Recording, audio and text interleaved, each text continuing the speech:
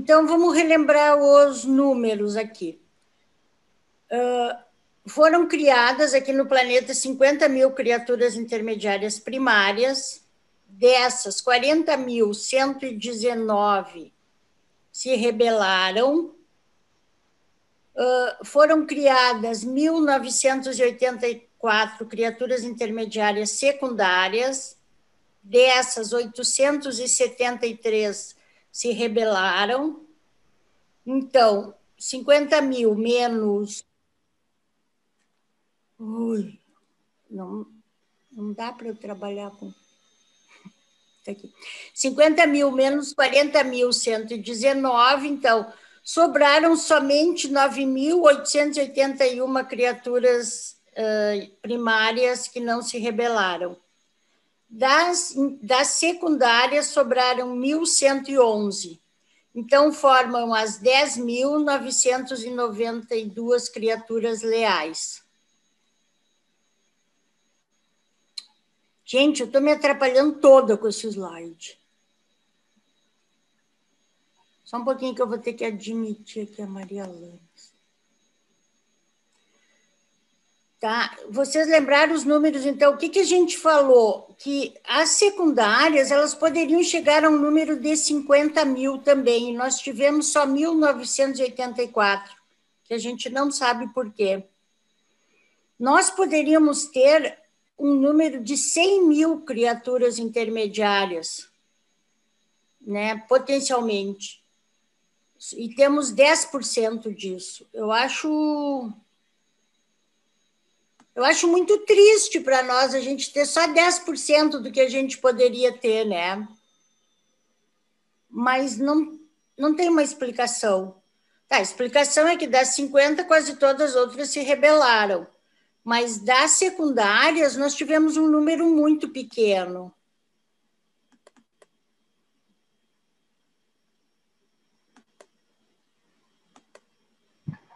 Tá. Até aqui está entendido, então. Sobraram para nós só 10.992 leais. Vocês imaginam para trabalhar no planeta inteiro. É muito pouco. Ambas as ordens são de seres não materiais, no que diz respeito à nutrição e à absorção de energia, mas elas compartilham de muitos aspectos humanos e são capazes de entender e desfrutar do nosso humor e a nossa adoração. Quando ligadas aos mortais, elas entram no espírito do trabalho humano de descanso e diversão, mas as criaturas intermediárias não dormem nem possuem poderes de procriação. Então, a gente deduz que o número delas aqui é fixo, né? Aquele número das que restaram. Elas não mais se reproduzem. Num certo sentido, as criaturas do grupo secundário são diferenciadas segundo as linhas de masculinidade e de feminilidade, frequentemente sendo chamadas de ele ou ela. Trabalham quase sempre juntas em duplas ou casais. As intermediárias não são homens nem anjos, mas as criaturas secundárias, pela sua natureza, estão mais próximas do homem do que do anjo. São, de certo modo, das vossas raças e, portanto, muito compreensivas e compassivas no seu contato com os seres humanos. São de um valor inestimável para os serafins, no seu trabalho com as várias raças da humanidade e para essas raças. Ambas as ordens são indispensáveis aos serafins que servem como guardiães pessoais dos mortais. As criaturas intermediárias unidas de Urântia estão organizadas para o serviço junto com os serafins planetários, de acordo com os dons inatos e as habilidades adquiridas nos grupos civis. Alguém está com o microfone aberto? Por favor, poderia fechar. As criaturas intermediárias mensageiras. Então, elas são divididas por essas ordens. As mensageiras, este grupo tem nomes, formam um corpo pequeno que presta grande ajuda em um mundo evolucionário, no serviço da comunicação pessoal rápida e de confiança. As sentinelas planetárias planetárias. As criaturas intermediárias são guardiãs, são sentinelas dos mundos do espaço. Elas executam tarefas importantes como observadoras para todos os numerosos fenômenos e tipos de comunicação que são de importância para os seres sobrenaturais do reino. Elas patrulham o reino invisível espiritual do planeta. E o outro grupo, as personalidades de contato. Então, nos contatos feitos com os seres mortais dos mundos materiais, tais como os que foram feitos com o sujeito, por meio de quem essas comunicações foram transmitidas, as criaturas intermediárias são sempre utilizadas. Elas são um fator essencial nessas ligações entre o nível espiritual e o material. Então, foi através delas, que a gente não sabe exatamente como é que foi feito isso, que foram transmitidas as comunicações com o sujeito adormecido, né, para nós recebermos o livro de Urântia. As ajudantes de progresso. Estas são as mais espirituais das criaturas intermediárias. Estão distribuídas como assistentes das várias ordens de serafins que funcionam em grupos especiais no planeta. Então, tem 4 grupos, tem 10.000 criaturas intermediárias, em torno de 2.500 cada grupo. Aí eles dizem ainda que esse grupo aqui é o primeiro ali é o grupo mais numeroso, né?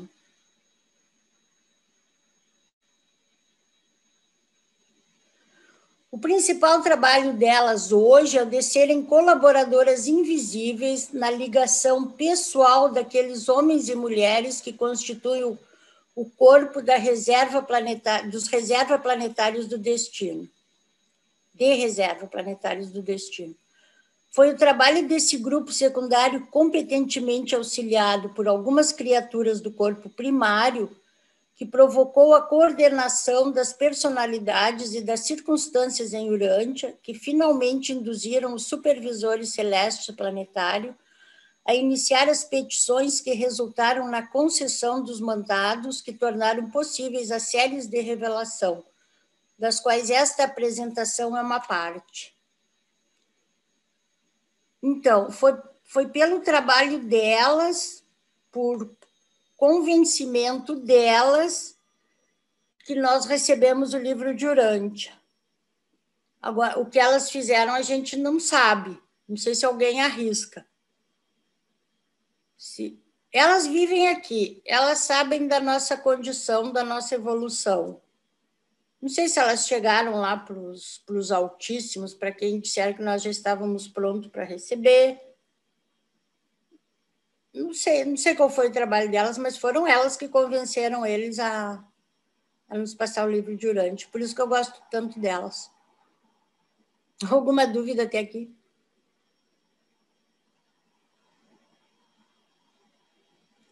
Tudo tranquilo? Por enquanto, não. Essas são as unidas, nós estamos falando das unidas, né? As que estão aqui nos ajudando. Vamos lá, slide.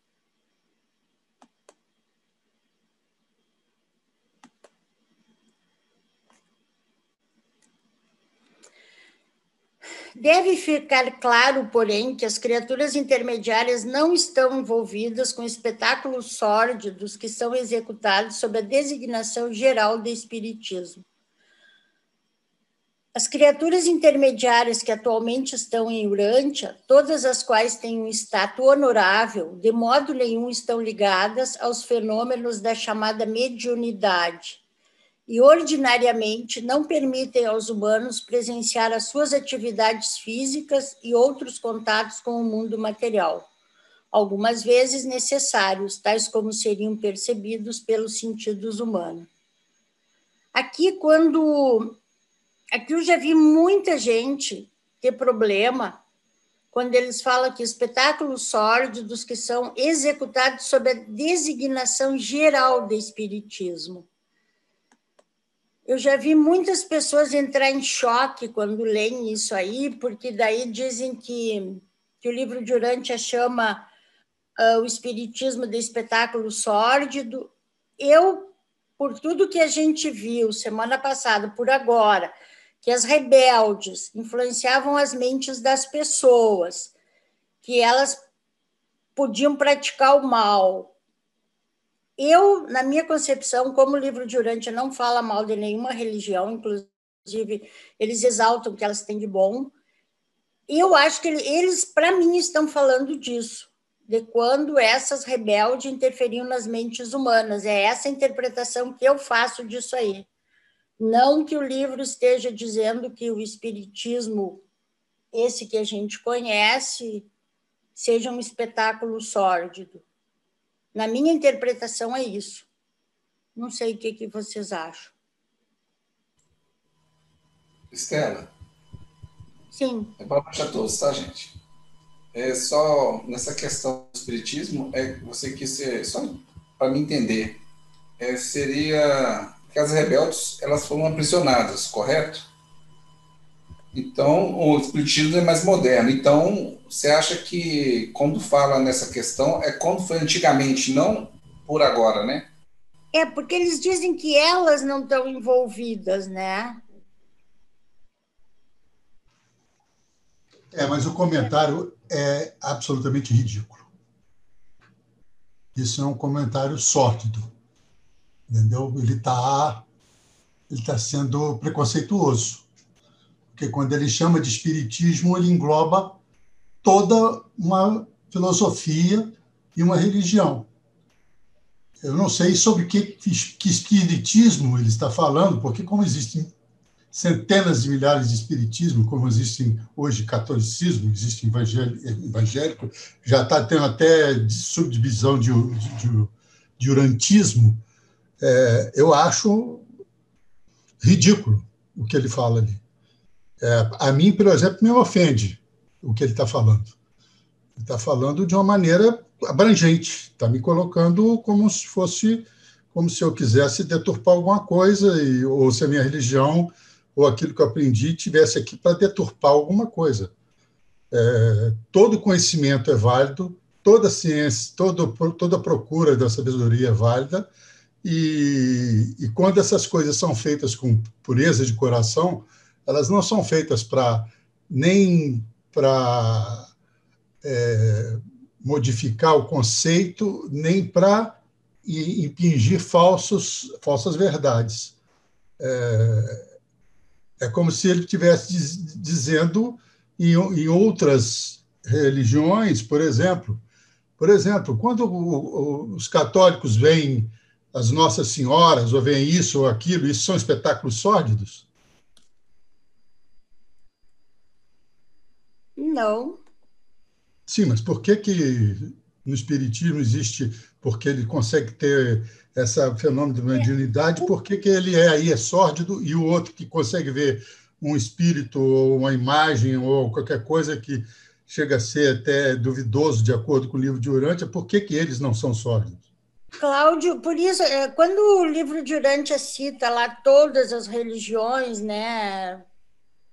Todas aquelas que ele cita lá, judaísmo, enfim, todas lá, zoroastrismo, todas que eles falam, eles não citam o espiritismo. E por isso que eu tenho a impressão que aí eles estão se referindo a essas possessões. Sim, mas quando você está dizendo... Não é o espiritismo como esse que a gente conhece, de Kardec, porque até, não sei, porque na época até ele era pouco difundido. Mas isso tem 100 anos. O kardecismo, a codificação do espiritismo, é 100 anos anterior ao livro de Urântia. Portanto, Mas eles é não pouco, são... 100 anos é pouco, naquela época as coisas... Não. Ele é pouco para mim e para você, que somos matéria-prima bruta. Mas não é pouco para um espírito elevado, para um revelador. Bom, não sei, é só Quem está falando isso aqui é um revelador. Quem está falando aqui é um revelador, não é um cara como eu, não é um cara como um sujeito simples, um cara matuto, um cara sem instrução, é um revelador. E o peso da palavra de um revelador, para mim, é muito importante. Então, quando o cara pega um parágrafo e discrimina, para mim foi uma grande besteira. Como é que está em inglês? Talvez é a tradução. E eu acho que está isso, a gente já olhou, isso já é motivo de discussão, está assim mesmo. Bom, não quero mais discutir esse negócio, não, senão ficar aqui alugando todo mundo. Glauber, tu queria falar? Boa noite, amados. Eu vou pedir licença para falar da tradução em inglês. A palavra no livro, no original em inglês, ele utiliza Está cortando. espiritualismo, espiritualidade. Então, na palavra no inglês, ele utilizou espiritualismo, que na tradução para o português está mais para espiritualidade, e não o espiritualismo, e não espiritismo. A palavra espiritismo no inglês é utilizada como spiritism, e aqui é espiritualismo. Então, a palavra são diferentes.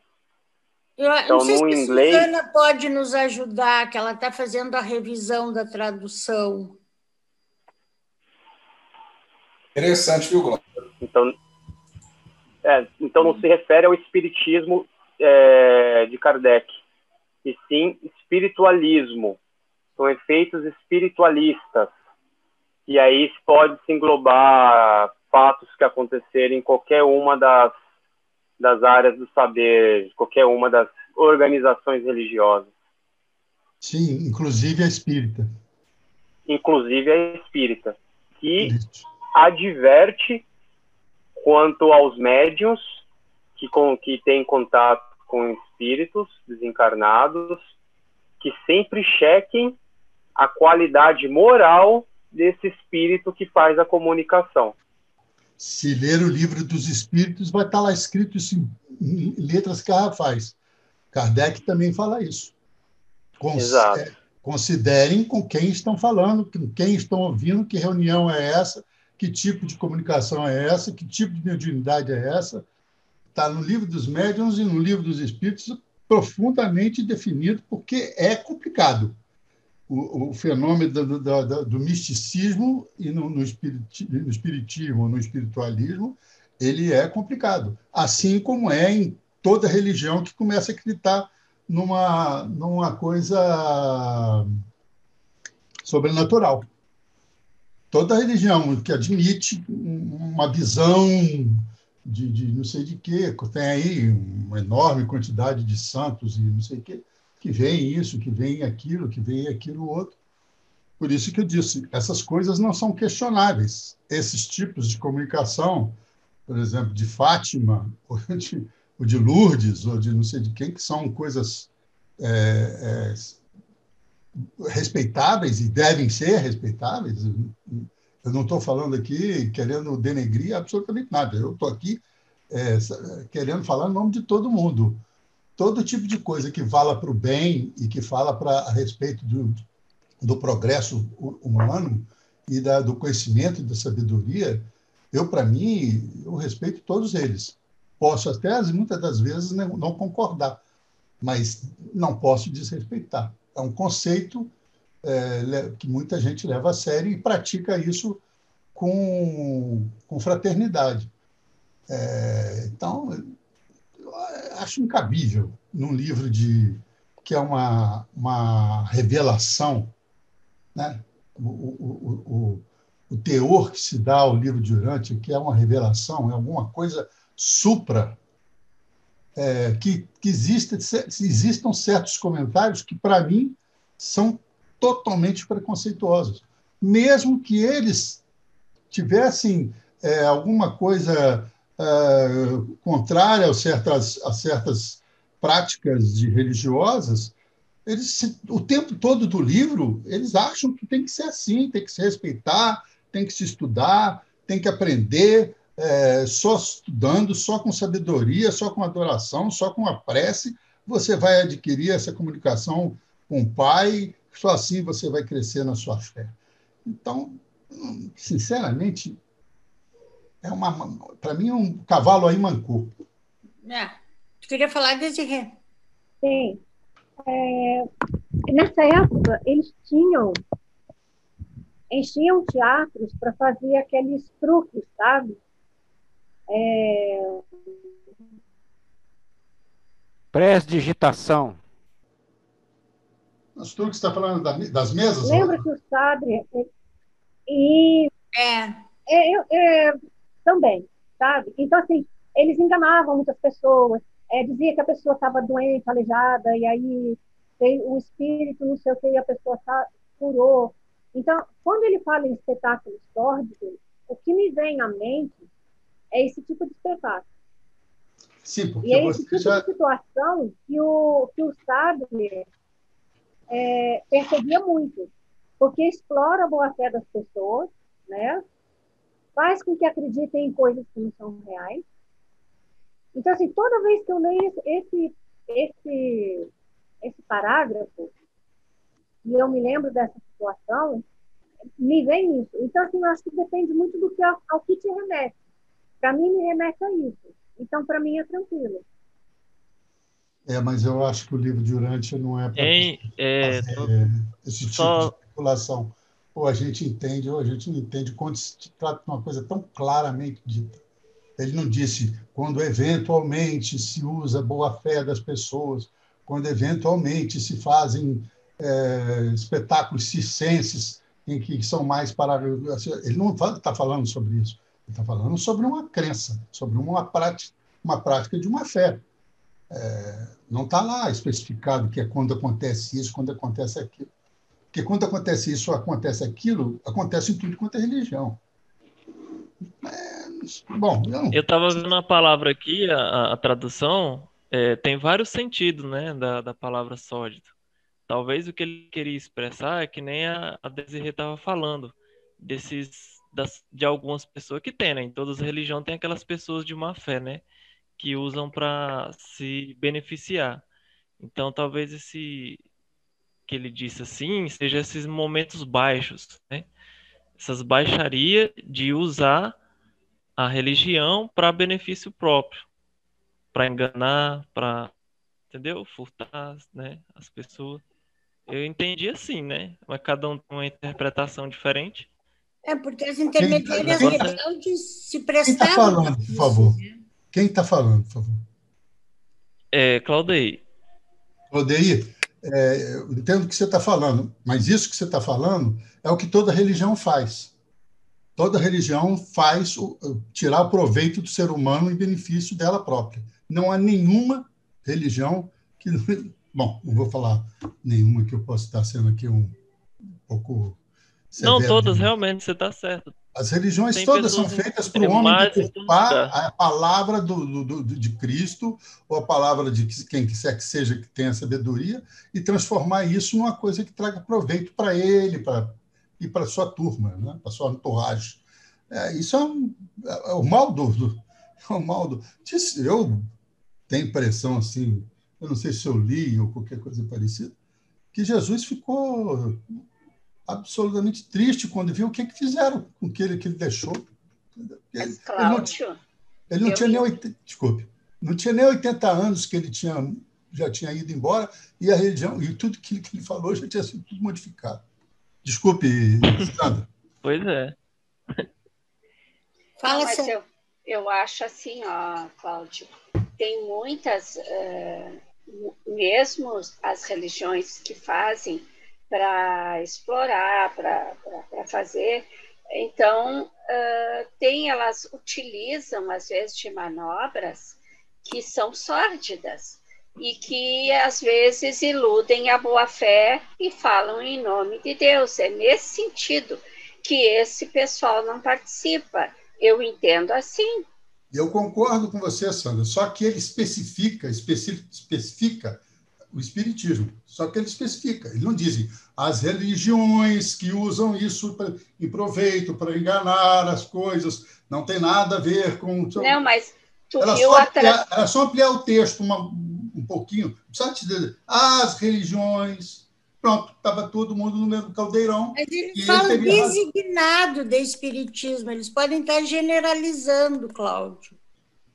Tudo que você está falando é para mim, igual. Stella, Eu não eles acredito que podem, eles estejam talvez... falando do espiritismo do Kardec. Usar o além para modificações, para dizer atos. E Meus quem queridos, utiliza é o espiritismo, né? Ou não é o espiritismo, são pessoas que trabalham pensando no além, entende? É assim que eu penso. Não são os espíritas.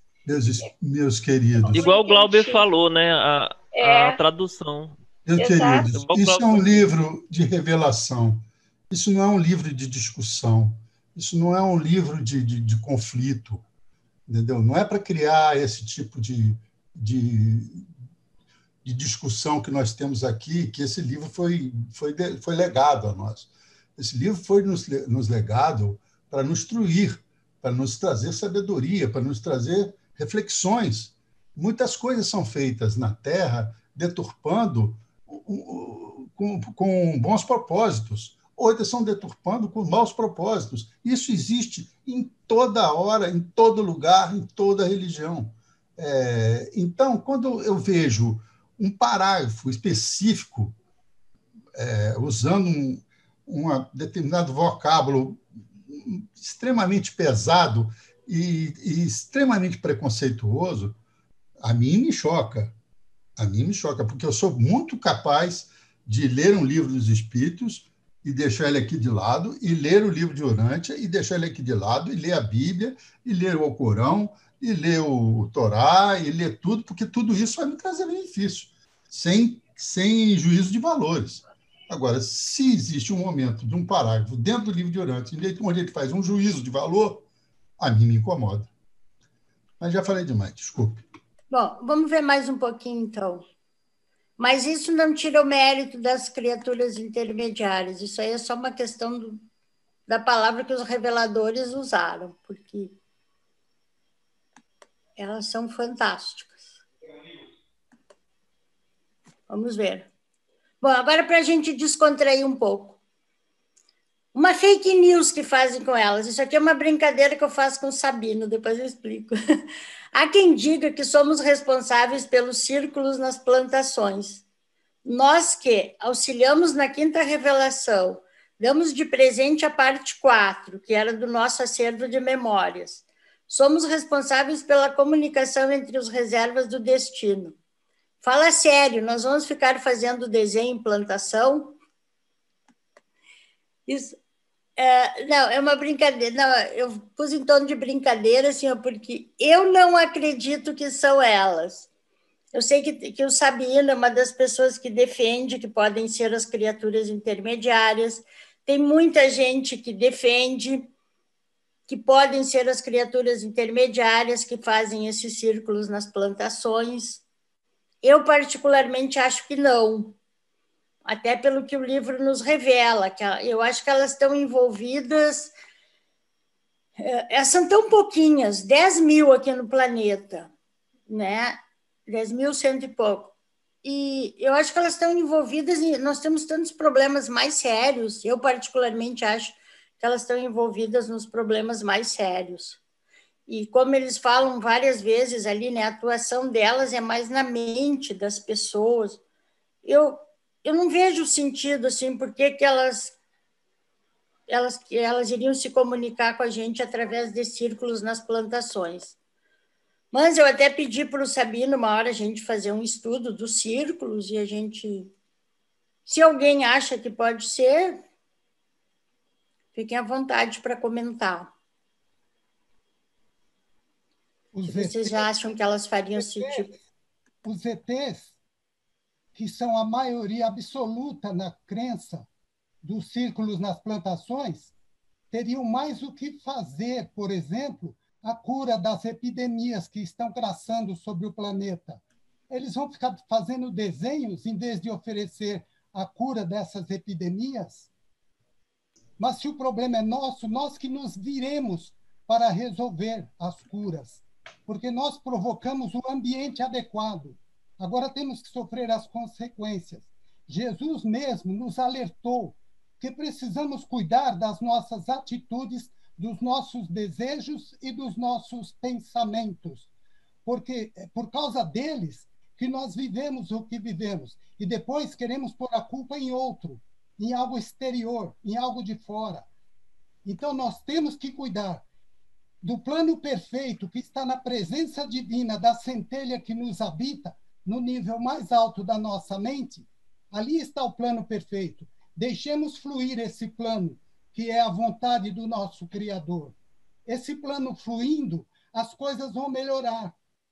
Mesmo que não tenhamos os códigos genéticos do ácido desoxirribonucleico de Adão e Eva, nós podemos superar isso com outros elementos. O Espírito da Verdade, por exemplo, o circuito que nos coloca em sintonia direta com a verdade e que nos faz reconhecer a verdade quando aparece e que nos faz nos unir e reunir para trabalhar com a verdade. O plano divino, a vontade divina, está na presença da centelha divina dentro de nós. É só deixar fluir. Fazer a vontade do Pai não é pôr as mãos juntas, ajoelhar e olhar para o céu. É permitir que o nível mais elevado da nossa mente elevada deixe fluir para os níveis baixos os planos perfeitos. Amar ao próximo como se o próximo fosse você, não como você ama a você. Porque se você não se amar, você ama o próximo. E se você ama o próximo como se ele fosse você, tudo melhora. O amor é uma forma de sabedoria energética que distribui a todos de uma forma equânime. O amor não é cego nem é burro. O amor é sábio. E é uma das coisas que estão presentes na vontade que nos faz escolher o nosso destino. Escolhemos o destino, que é uma meta que temos que alcançar. Podemos ter 1000 variações, milhares de variações, mas o destino é alcançado. Então, isto está no plano divino, está no nosso código genético. A natureza caminha para o perfeccionamento. Ela não foi feita perfeita, mas tem um plano de perfeição. E a nossa presença aqui é divinizar a matéria. Por isso temos contato com arcanjos, com serafins, com criaturas intermediárias, com anjos e com todos os seres que contribuem com a nossa elevação. Nós somos os intermediários encarnados. Nós somos os seres humanos que podemos trabalhar em todas essas dimensões a um só tempo. Nenhum outro ser consegue trabalhar em todas as dimensões. Só nós. A dimensão humana material, baixa, animal, e a dimensão divina, celestial, com a presença do ajustador em nós, a centelha divina. O amor está presente nos círculos de plantações. O amor, a beleza e a verdade estão lá presentes. Meditem a respeito. Busquem respostas e terão. Há muito mais ali do que se pode prever. Não estou defendendo que foram as criaturas intermediárias, mas digo que são as mais próximas de fazer trabalhos tão perfeitos. Se me permitirem, eu mostro aqui alguns desenhos fantásticos que ser humano nenhum seria capaz de reproduzir em cereais, cevada, milho e tudo mais.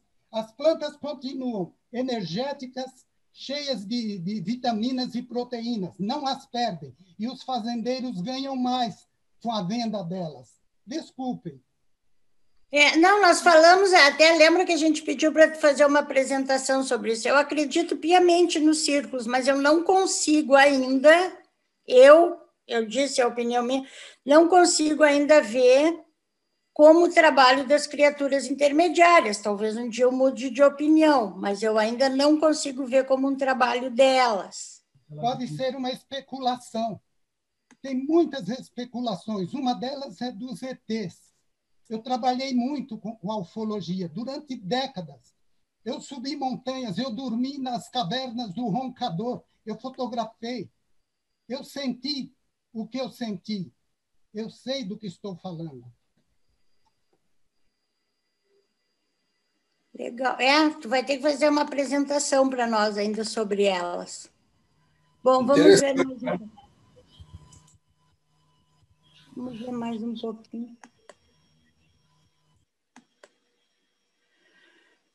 O lema das criaturas intermediárias, então, tudo que as criaturas intermediárias unidas querem fazer, as criaturas intermediárias unidas o fazem. Olha o poder que elas têm, né? Como cidadãos de fato de Urântia, as criaturas intermediárias ou os intermediários têm um interesse íntimo quanto ao destino desta esfera. Elas formam uma associação resoluta que trabalha persistentemente para o progresso do seu planeta de nascimento. A sua determinação, então, é sugerida no lema acima, né? Tudo que as criaturas intermediárias unidas querem fazer, as criaturas intermediárias unidas o fazem. As criaturas intermediárias ficam ancoradas em um planeta até que cheguem às idades estabelecidas de luz e vida. A exceção da 1, 2, 3, a primeira, essa foi a primeira criatura intermediária primária. Nenhuma criatura intermediária leal jamais partiu de Urântia. A primogênita da ordem primária foi liberada dos deveres planetários imediatos pouco depois de Pentecostes. Atualmente, ela serve em Jerusalém como membro do Conselho dos 24. Tendo já uma vez funcionado como governadora geral de Urântia depois de Pentecostes. Há muitos grandes espíritos poderosos no corpo das criaturas intermediárias de Urântia. De um ponto de vista mais amplo, a civilização de Urântia é produto conjunto dos mortais de Urântia e das criaturas intermediárias de Urântia. Algumas curiosidades sobre elas. Deveria ficar registrado que quando Vã apelou aos altíssimos de Edentia, depois de Lúcifer haver sustentado Caligaste em Urântia, os pais da constelação despacharam uma decisão imediata, apoiando Vã em todos os pontos da contenda. Esse veredito não conseguiu chegar até Vã, porque os circuitos planetários de comunicação foram cortados quando ele estava em trânsito. Só recentemente essa diretiva efetiva foi descoberta, alojada em um relé de transmissão de energia, onde ficara bloqueada desde o isolamento de Urântia. Sem essa descoberta, feita em consequência das investigações das criaturas intermediárias de Urântia, a liberação dessa decisão teria esperado o restabelecimento de Urântia nos circuitos da constelação. E esse acidente aparente de comunicação interplanetária pôde ocorrer porque os transmissores de energia podem receber e transmitir informações, mas não podem ter a iniciativa da comunicação. Eu acho muito interessante isso aí. Essa comunicação ficou presa, e muito tempo depois, nem as criaturas intermediárias conseguem descobrir tudo que está no planeta, né? Ficou presa num relé de transmissão. E foi descoberto muito tempo depois da rebelião. Isso eu acho muito interessante. E foram elas, de novo, que descobriram, né?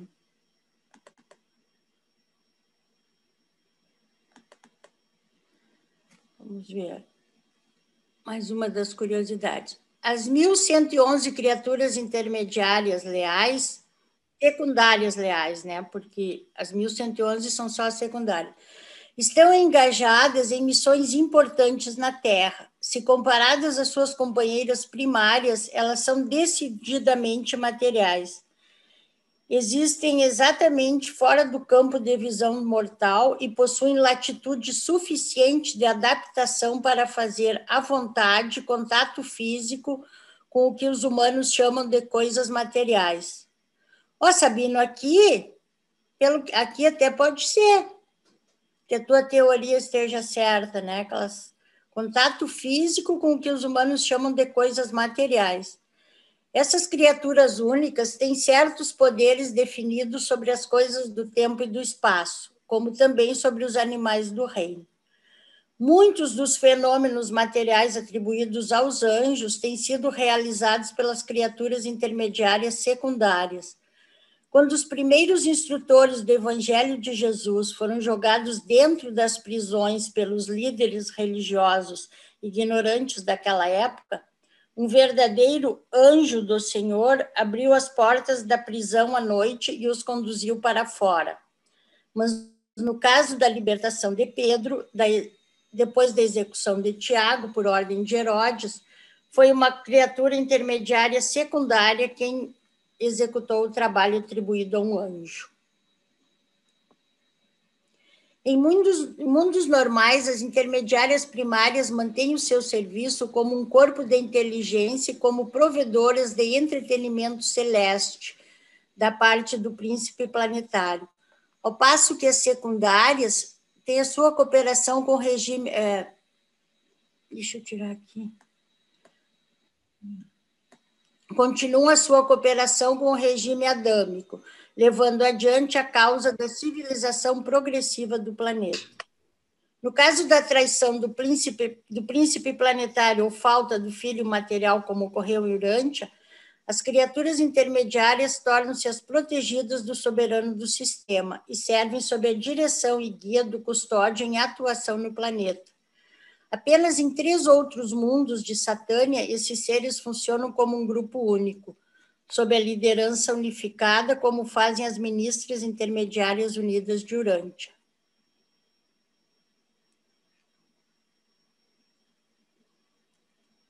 Trancou de novo. Algum comentário?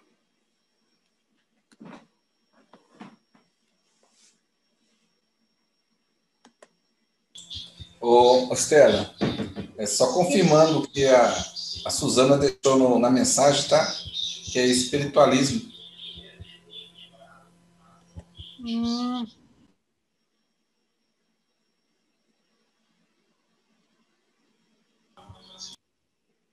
Espiritualismo. Pois é, espiritualismo daí remete a qualquer fenômeno, né? Espiritualista, eu acho, é isso?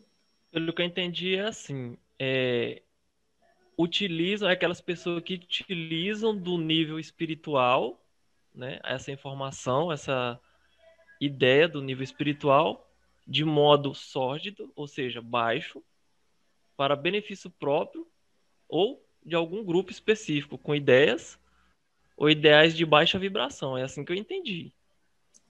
E pode ser qualquer religião. Pode ser qualquer religião. É qualquer pessoa de qualquer nicho que usa esse nível espiritual para o benefício próprio, entendeu?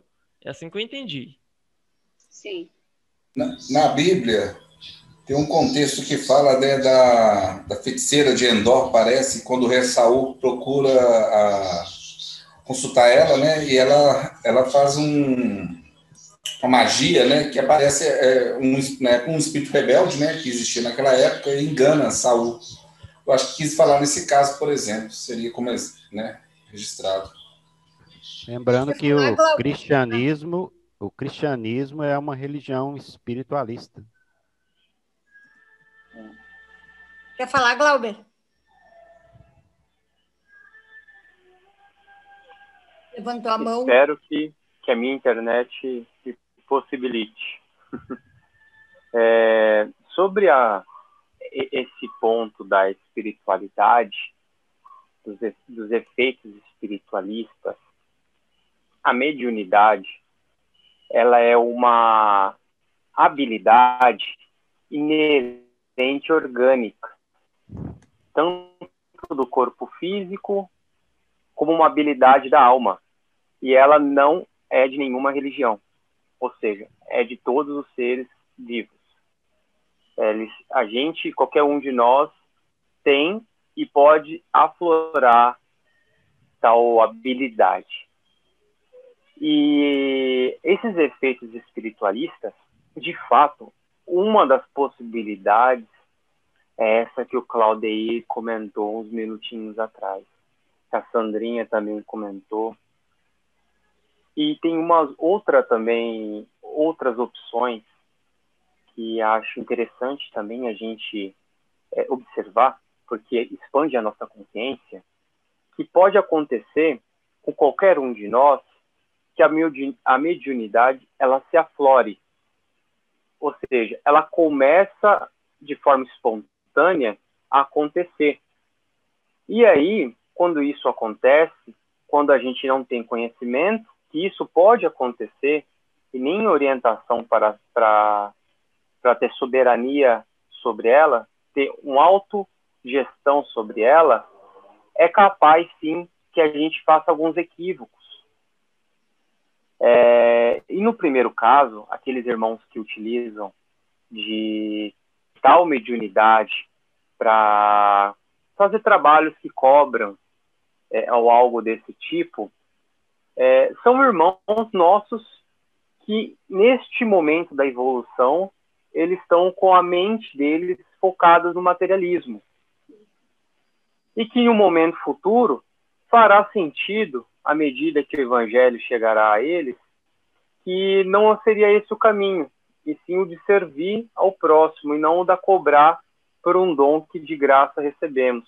Mas isso é uma evolução normal da nossa humanidade. Comento isso porque assim a gente consegue olhar para eles, que podem ter sido qualquer um de nós no passado, ou no presente, ou no futuro, sem a orientação. E a gente tem um pouco de compaixão no sentido da gente buscar entendê-los, e entender não quer dizer aceitar. Mas e a gente estiver entendendo eles, a gente pode entrar numa posição de tentar auxiliá-los, esclarecê-los, quanto à mediunidade dada por Deus. Se ele quiser, né, Glauber? Exatamente, se eles estiverem abertos para isso. Segundo o que a Suzana colocou ali, se nós substituirmos a palavra lá por espiritualismo, aí eu acredito que é o que a gente está falando, que abrange todos os fenômenos espiritualistas. Tu concorda, Cláudio? Com certeza. Aí não se trata do espiritismo, não é ali, conhece, espiritualismo. Né? E outra coisa, o Glauber falou certo também, que essa mediunidade, ela vem a qualquer pessoa. A gente lembra de Santo Agostinho, de Francisco, a gente sabe de Santa Clara, quantos tinham essa ligação e passavam tanta maravilha para a gente. E eu acho que isso não é inerente de quem pratica a religião espírita. É assim que eu penso. Fala, Cláudio.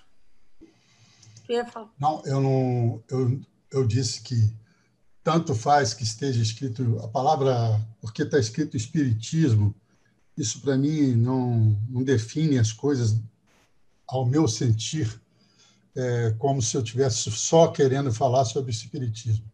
Eu quero dizer que quando se refere à espiritualidade, engloba qualquer uma coisa e engloba espiritismo.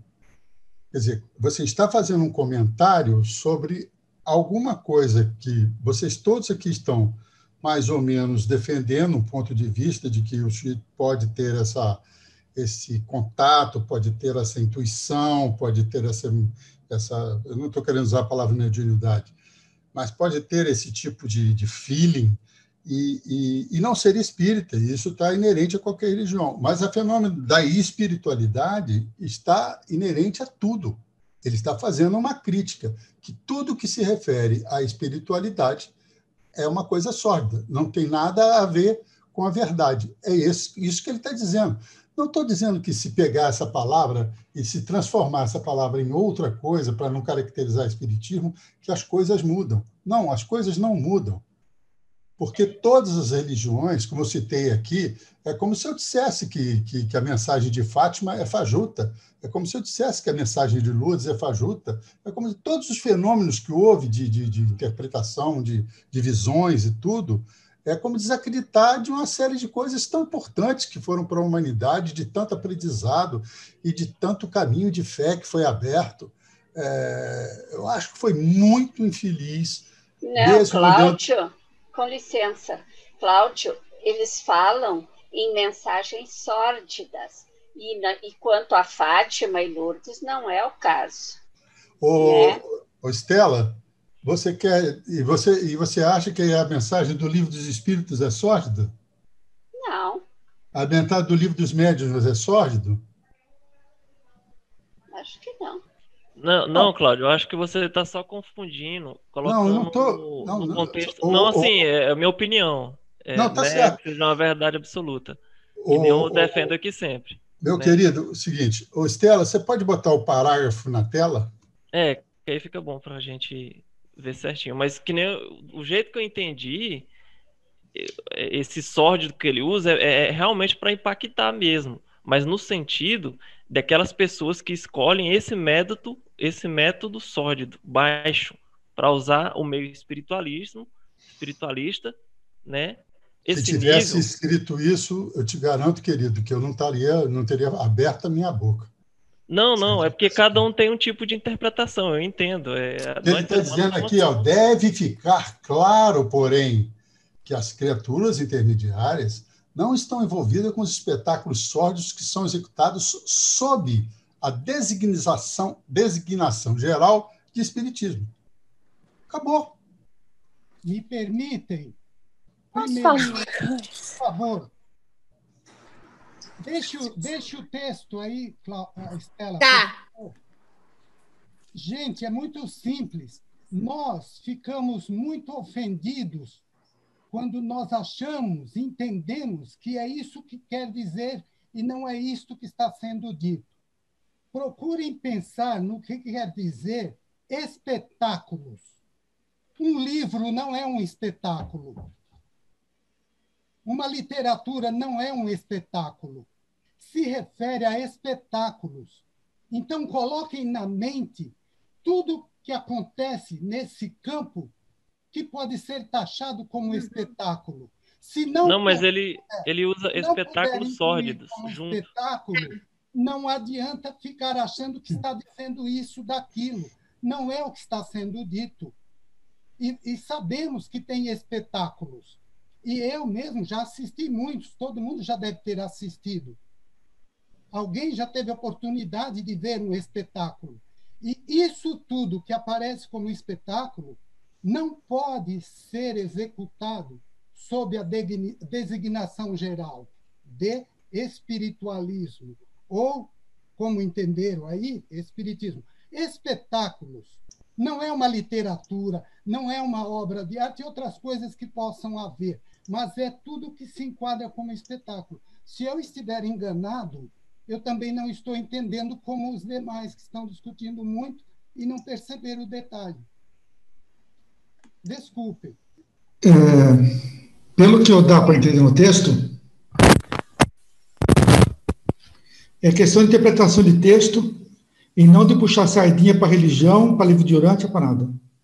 Ele diz que tudo que é espiritualismo, o espiritismo é espetáculo sólido. É só interpretar texto, não adianta querer inventar coisinha. Não, Fabiano Sigrid disse, não é assim. Sabe? Ele ipsilite. O texto diz, todo espetáculo, espiritismo, espiritualismo é sólido. Não, agora eu discordo. Ele não diz que todo não, Morelli. Ele generalizou aí. Aí esse texto está generalizando espiritismo e espiritualismo. Generalizou, está aqui. Olha aqui, ó. Com os espetáculos só, que é espetáculo. Não, ele está usando aqui, ó. Peraí, deixa eu tentar mostrar a minha... Mas sempre está tentando explicar. Eu estou entendendo. O Claudinei, sempre está tentando explicação, deixa os outros acabarem de falar? Perdão, desculpa. Fala. O jeito que eu estou entendendo, eu não estou querendo defender nada, não. É o jeito que eu entendi, né? Ele fala que os espetáculos sórdidos, eles usam junto, ou seja, aquelas pessoas que pegam esse nível sórdido para fazer esses espetáculos em benefício próprio. Designação geral do espiritismo. O que significa isso? Usando o espiritismo, a espiritualidade, esse nível espiritual que eu falo. É assim que eu entendi, né?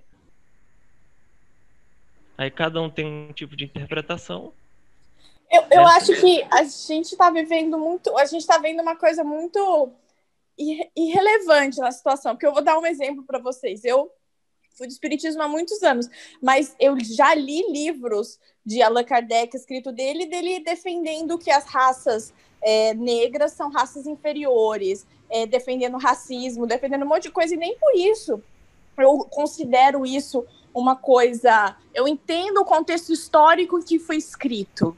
Então, eu acho que a gente deveria também levar por esse lado, de que tudo foi escrito dentro de um contexto histórico, que as pessoas que primeiramente leram o livro talvez possam ter feito algum tipo de pergunta que deu vaza a esse tipo de resposta, mas eu não acho que existe um julgamento de valor em relação ao que o espiritismo é ou deixa de ser.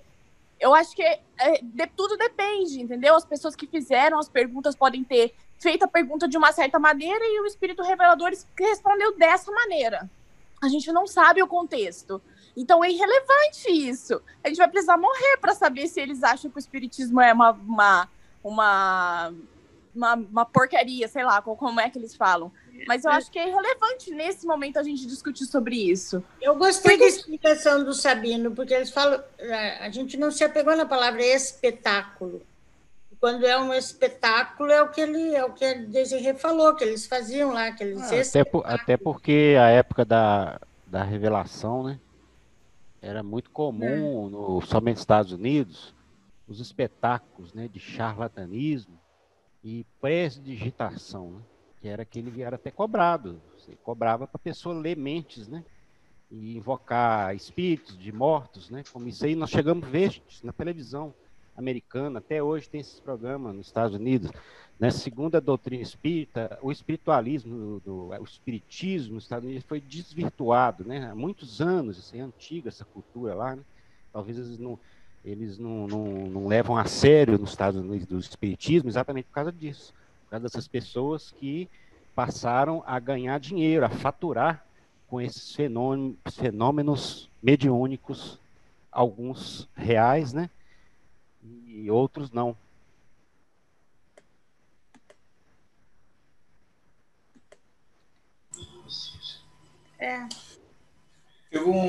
Teve um tempo atrás, eu assisti um filme, nessa época mesmo, nessa transição de 1900 e pouco, 1901, e falava, eles tinham uma reunião, né, que o pessoal fazia numa mesa, e às vezes a mesa subia, né, levitava, tremia as coisas, então também pode ser nesse contexto, como o pessoal está comentando, né, que eles quiseram relatar. O próprio Kardec, no início, ele era um cético, que nem o Sadler, assim, e ele fazia isso, ele queria, como é que a gente diz, denunciar, né? Comprovar, né, o fenômeno. As mesas girantes são fenômenos. Não eram reais, né? Não. As mesas girantes surgiram na França, que é exatamente uma necessidade da espiritualidade comprovar o fenômeno mediúnico. Por isso que as mesas giravam, porque ninguém ouvia os médiuns. Os médiuns estavam falando, mas ninguém ouvia. Então precisaram desenvolver o efeito físico. Por isso que as mesas giravam. As pessoas ficavam impressionadas. O que está acontecendo? Por isso que Allan Kardec, como cientista, e vários outros, se sentiram atraídos por esse movimento a estudar cientificamente o que estava acontecendo ali. Bom, Morelli, tu queria complementar alguma coisa?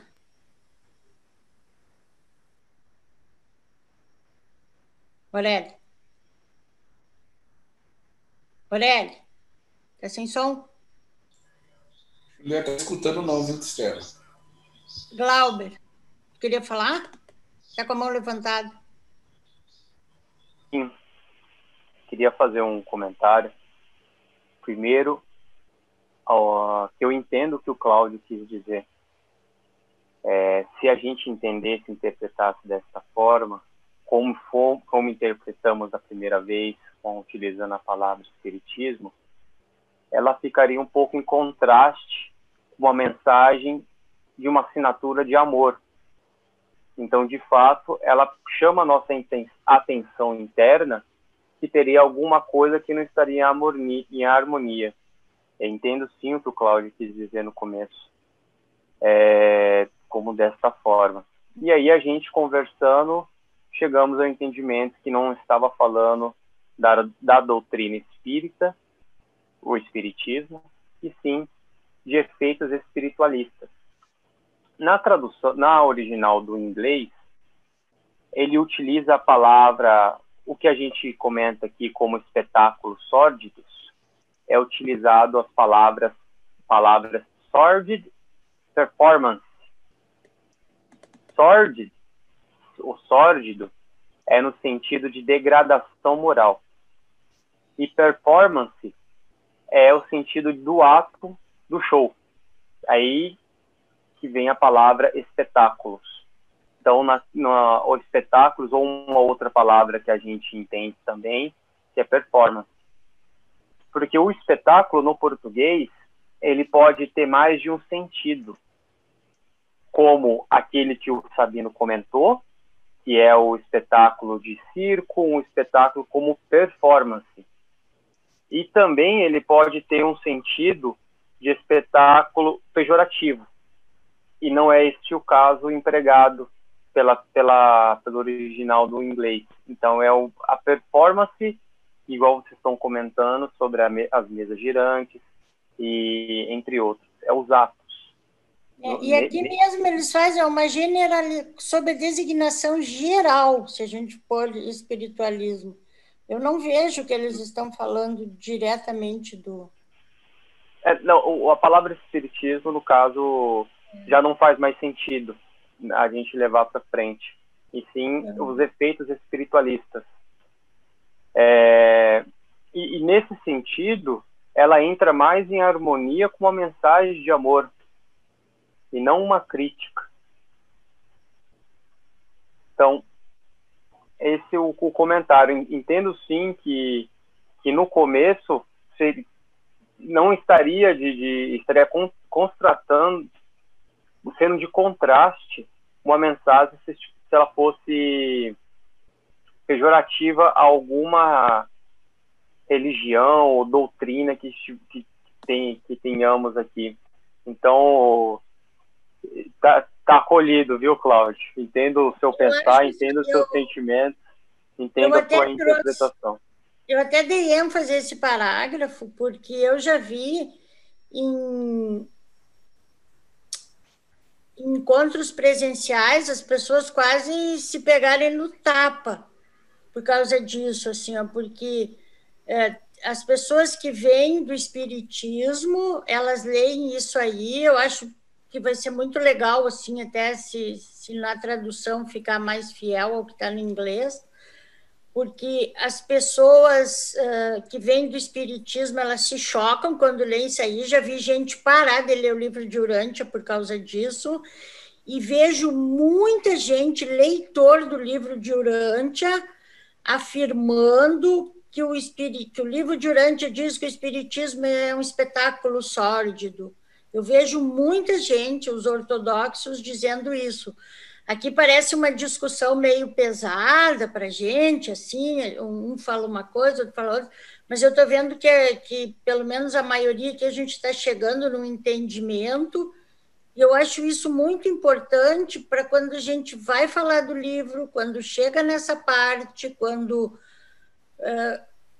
para a gente não defender essa coisa ali literal que eu já vi dar muito problema mesmo, e vejo leitores do livro afirmando que o livro de Urântia fala que o espiritismo é um espetáculo sórdido, e não é verdade. Eu, pelo menos, penso assim, a minha interpretação, né?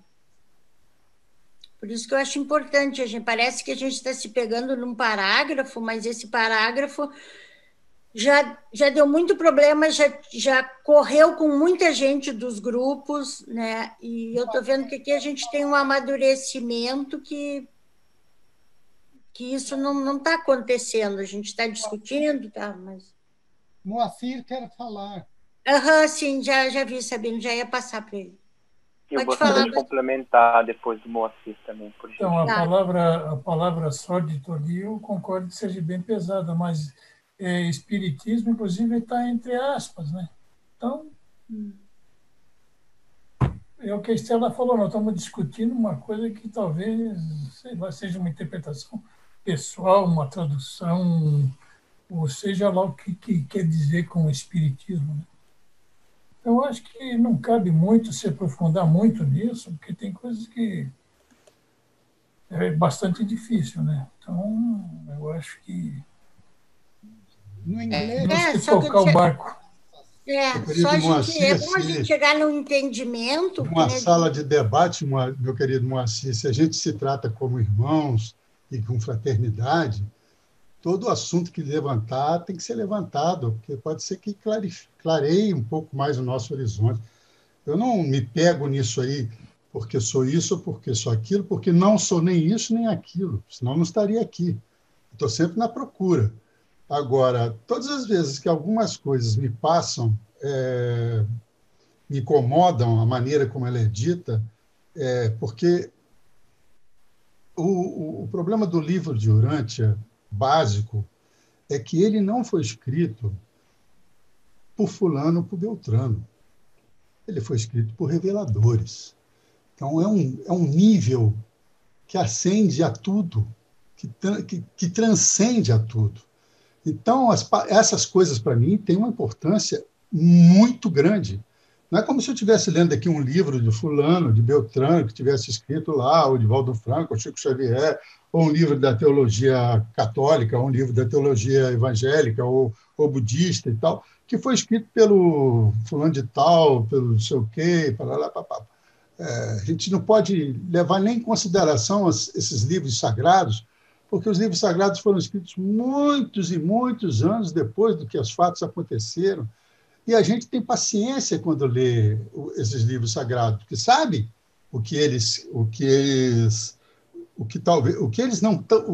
talvez não estejam nem dizendo, né? É como se a gente pegar Gênesis e querer acreditar que aquilo ali pode ser verdade, né? No dia Deus fez isso, no dia Deus fez aquilo ali, ou que Deus desceu e falou com alguém, ou que Deus estava na sarça ardente, ou que tal. A gente sabe que isso é uma figura de linguagem, isso é um exagero, e leva isso tudo em consideração. Agora, eu levo em consideração tudo, mas quando chega numa coisa que é feita pelo revelador, me mexe demais comigo. E quando as palavras não são medidas, não são dados devidos pesos e medidas para ela, porque ela é lida por um montão de gente em qualquer lugar do planeta, isso me choca mais ainda. Por isso que eu perco tempo. Agora, quero dizer sempre, todas as vezes que eu levanto algum campo de discussão, eu jamais estou querendo aqui enforcar alguém ou levar para o esquartejamento, só estou no campo das ideias. Estou querendo abrir meu coração para aquilo que eu interpreto e ouvir o que os meus irmãos têm a dizer. Pode ser que me convença, pode ser que não me convença, mas foi uma bela discussão, sigamos, mas não deixei de colocar o meu ponto de vista, só isso. Bom, nós temos poucos slides ainda, vou passar e depois a gente segue, mas eu acho que esse ponto eu acho um parágrafo importante, porque eu já vi muita briga por causa disso. Eu acho que até aqui nós estamos conseguindo levar a discussão num nível bem bom, assim.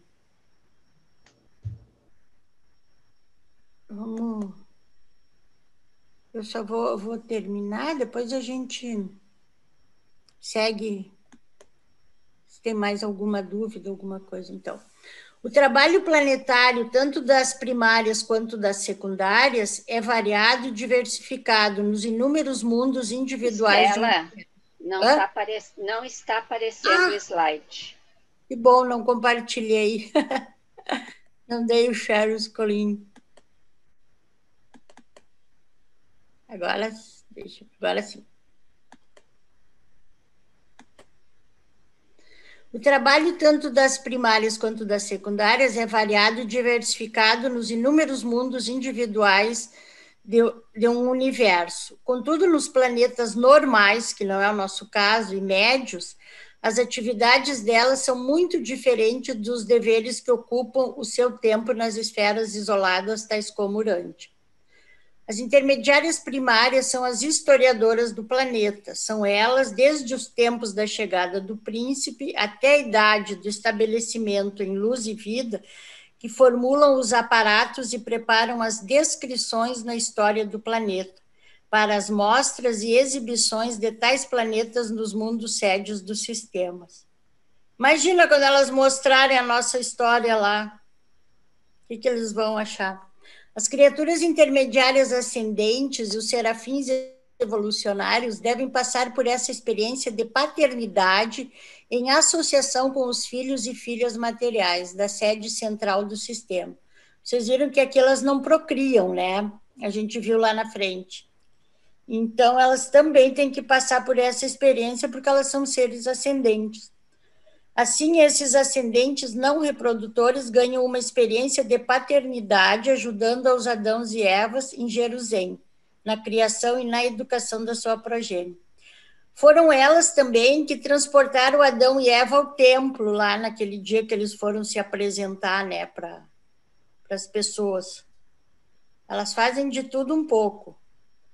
As gerações de homens esquecem. O corpo de criaturas intermediárias relembra, e tal memória é a sede do tesouro das tradições do vosso mundo habitado.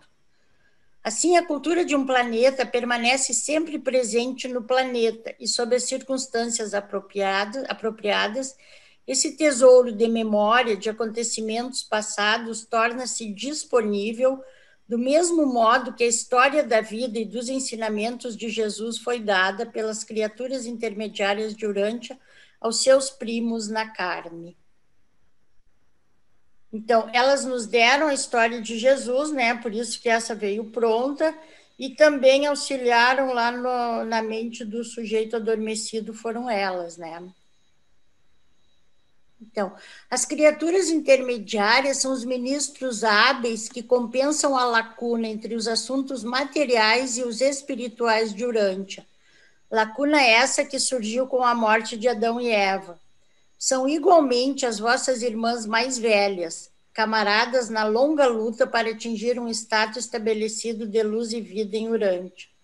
As criaturas intermediárias unidas são o corpo testado contra rebeliões, e elas irão fielmente cumprir a sua parte na evolução planetária até que este mundo atinja a meta das idades, até aquele dia distante em que, de fato, a paz reinar na Terra e houver de verdade boa vontade nos corações dos homens.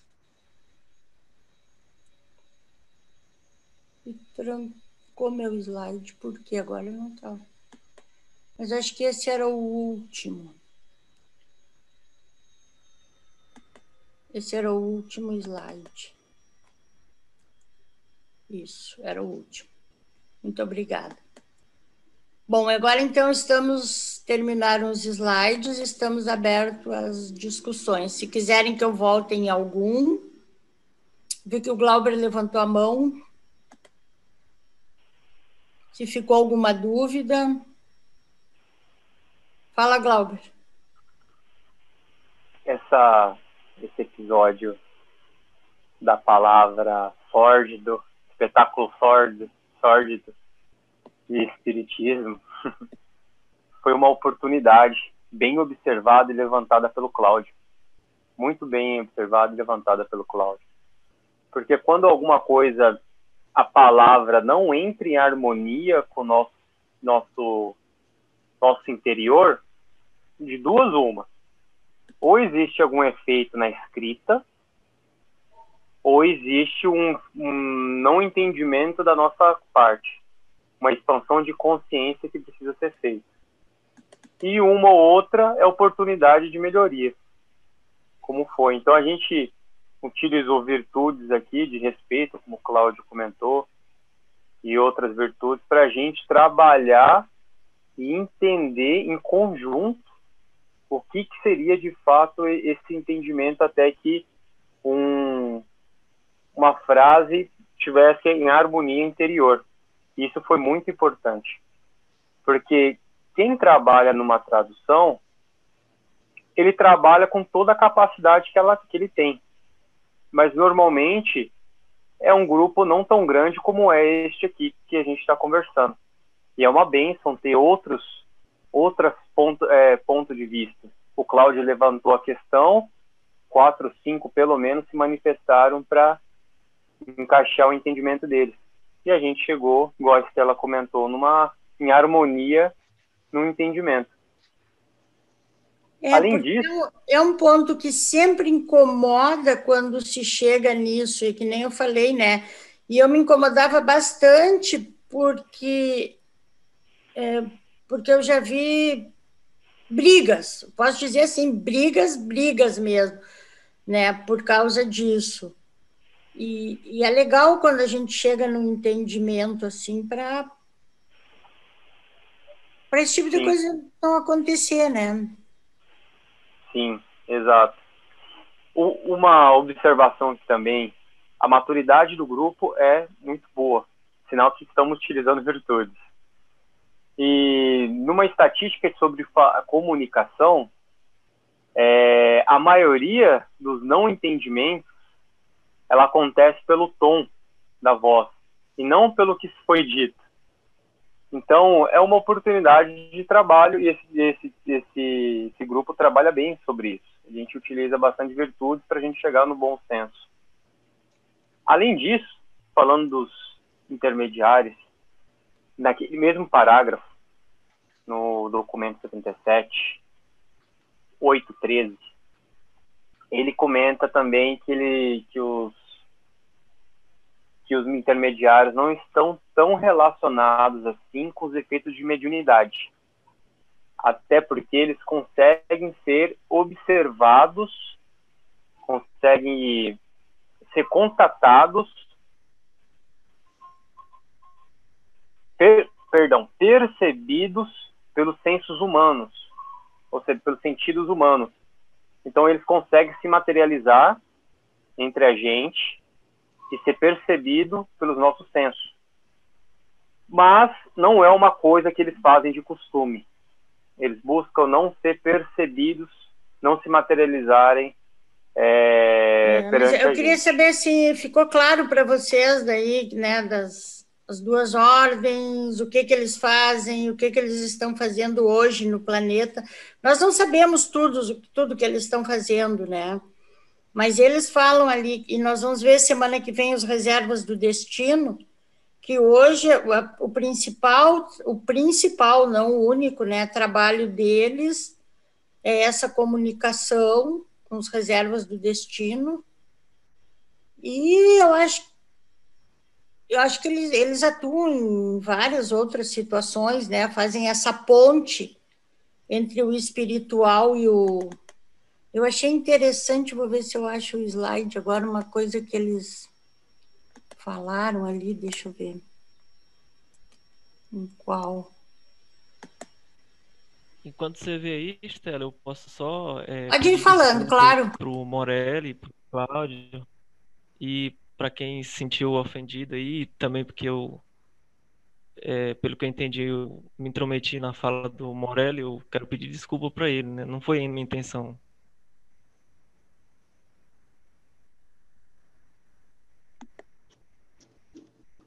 Deixa eu ver. Tem falando sobre o tema, que é os intermediários e tal, tem uma coisa aí, Estela, que eu acho que causa espécie. Eu fiquei cheio de dúvidas, porque não é bem definido o que faz, o que não faz, qual o que pode, que não pode ser percebido, mas não gosta de ser percebido, se pode fazer isso, se pode fazer aquilo, por que é reduzido, por que em vez de 50 mil caiu para não sei quanto, depois por que tantos foram, por que ficaram, por que não sei o quê. Não existe assim, uma explicação sobre nada, existe uma narração. As coisas são assim, são assados, são assim, são assados. Para a gente que não tem aonde procurar uma melhor explicação sobre essas coisas, eu fiquei totalmente perdido. assim, sobre a real função, por que as coisas aconteceram. Afinal de contas, Jesus, o Micael, vai e deixa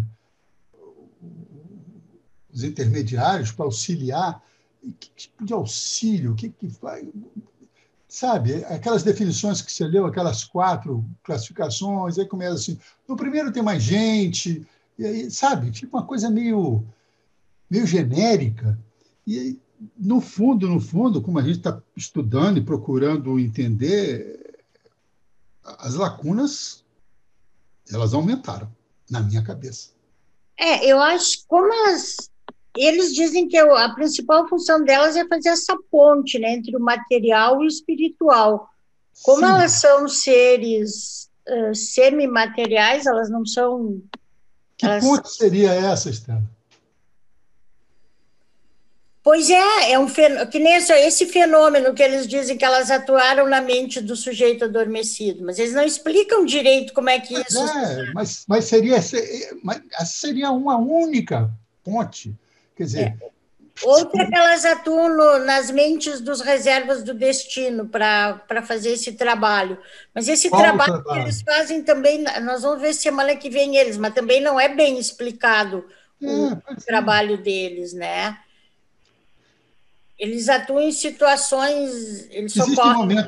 Existem momentos do livro de Urântia que ele é fantástico. Ele deixa as coisas tão claras. E existem momentos em que ele não é claro e a gente não tem como sair desse negócio. Tem sempre essa teoria e essa lógica do Sabino, que é perfeita, que a gente tem que ir estudando, tentar entender, uma hora vai achar esse entendimento, a qual eu não me oponho. Só que, no momento, eu estou aqui à procura. Entendeu? Eu estou procurando, e não estou achando que o livro me esclareça. Entendeu? O livro me complica. Eles dizem que elas usam energias desconhecidas por nós, né? Então, talvez para fazer o trabalho, a energia que elas usam é desconhecida da gente para fazer esse trabalho que elas fazem. Que trabalho? Essa comunicação entre nós e os seres supra-humanos, Então, talvez eles não expliquem mais, porque a gente que não... Que comunicação seria essa que teríamos com os seres supra-humanos, que eu não sei aonde elas estão, ou quais são elas? Como eu queria saber onde elas moram e tudo que elas fazem, eu adoraria saber. Assim, um exemplo. Por exemplo, aqui o Elias, quando falou lá não sei aonde, o Abraão, quando falou assim, era esse tipo de coisa. Era isso? Então entendi. Não tem assim um gancho para a gente se agarrar. É uma coisa meio filosófica, meio teórica.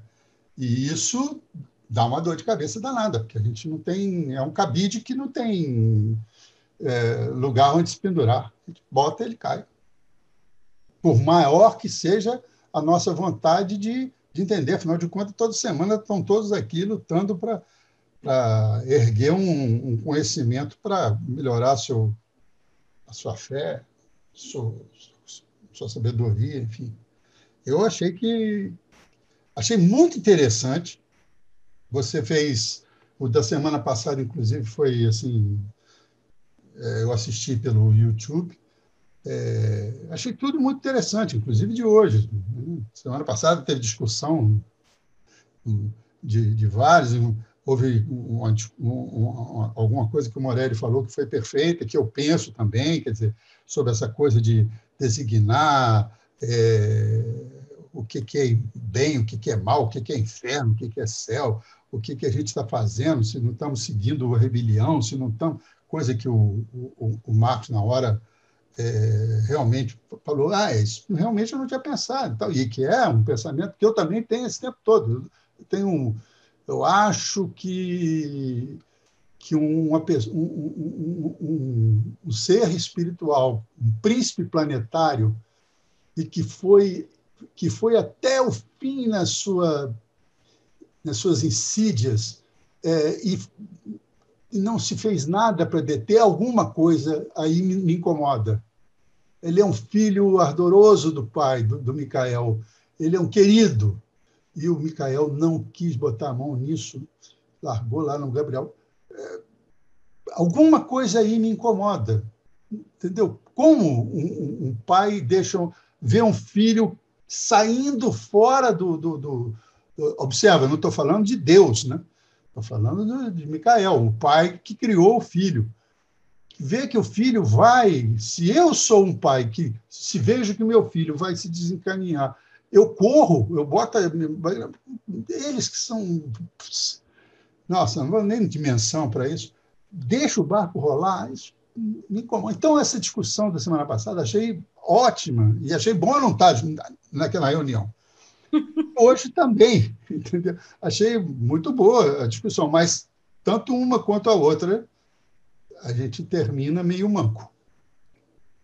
São esses pontos do livro, né, em que as explicações... eu não sei se foi uma pessoa, acho que não sei se é aquela que mora nos Estados Unidos, que falou, não sei se a pergunta foi feita correta, ou se houve um erro ali de não sei de quê, ou isso aqui. Isso tudo me incomoda, porque isso foi feito para gente muito grande, e as respostas não eram dadas assim, a queima-roupa. Você perguntava, isso é assim, é assim? Não, isso é assim. Não, tudo tinha um corpo de revelação, tudo era levado, tudo era permitido, então, portanto, era muito bem discutido. Essa seriedade com que eu acho que tiveram com o livro de Urântia é que eu me sento aqui, entendeu? Com essa seriedade, querendo entender por que ficou esse buraco, por que usaram essa palavra errada, por que deixaram esse negócio para lá, certo?